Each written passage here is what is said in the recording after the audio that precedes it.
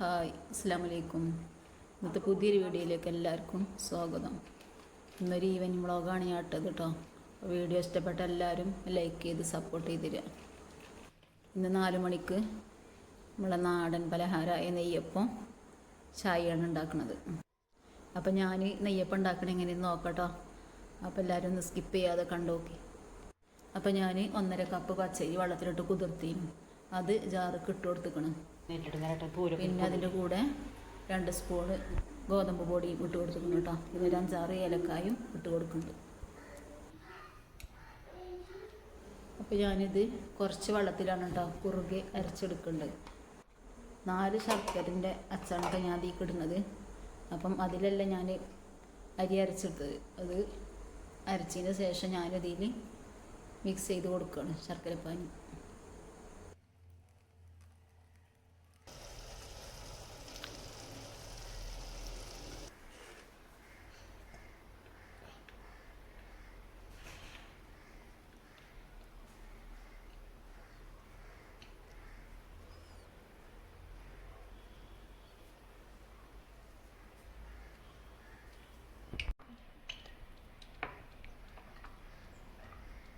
നമ്മൾ ഉണ്ടാക്കാൻ പോണ ഗൈസ് കേക്കാട്ടോ. കേക്ക് ഫ്ലേവർ എന്ന് ചോദിച്ചാൽ റെഡ് വെൽവെറ്റ് ആണ്, പക്ഷെ ഫ്ലേവർ ചോക്ലേറ്റ്.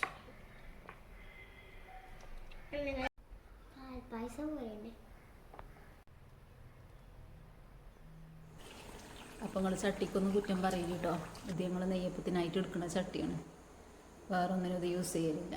പിന്നെ നോൺ സ്റ്റിക്കിൻ്റെ ചട്ടിയിൽ ചുട്ടാൽ ശരിയാവില്ല എന്ന് പറഞ്ഞപ്പം ഞാൻ ഇതിലാണ് ചൂടുന്നത്.